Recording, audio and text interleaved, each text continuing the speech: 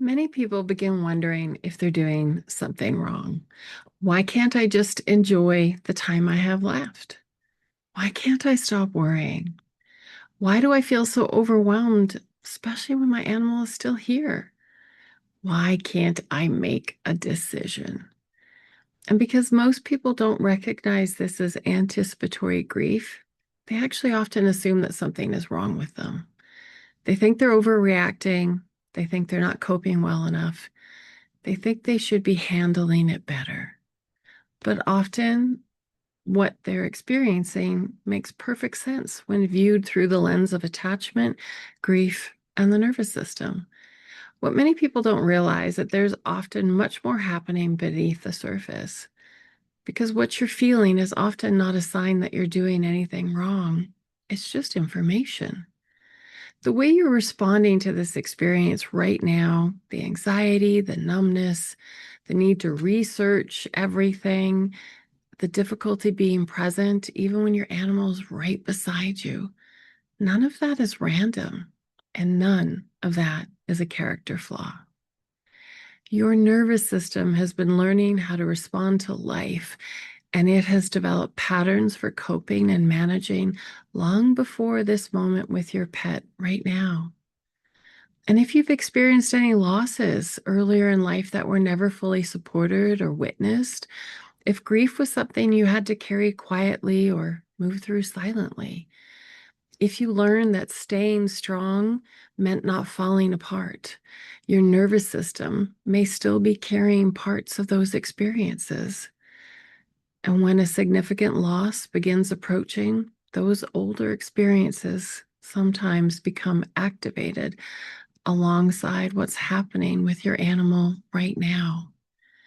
This is one of the reasons anticipatory grief can feel so much bigger and more complicated than people expect. Because what we are grieving is not always the present moment.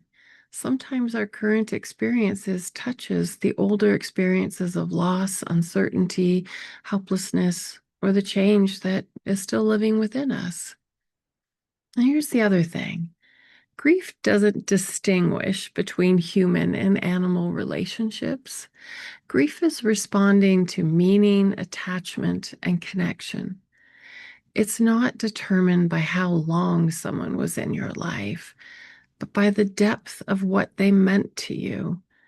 If that relationship matters, your love and anticipatory grief also matter.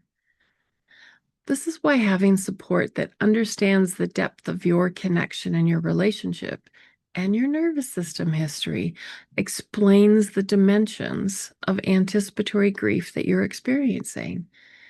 Having not just emotional support, but support that helps you understand what your body is doing and why, so you can begin to work with it rather than against it.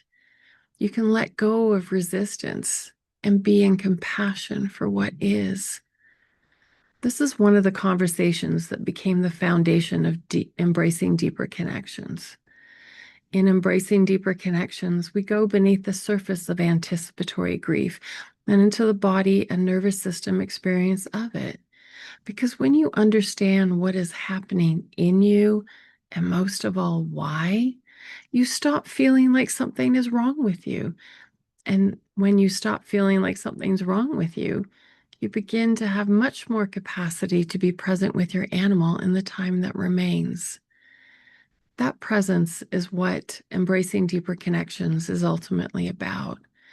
Not doing this phase in your relationship with your animal perfectly, but learning how to simply be with more understanding, more self-compassion, more genuine connection with your animal and also with yourself. I hope something here helps you feel a little less alone and more connected to yourself and your animal. I welcome you to follow along, join my newsletter, come find me at endandafter.com, and all my links are down below. Share this with others that you know are in need.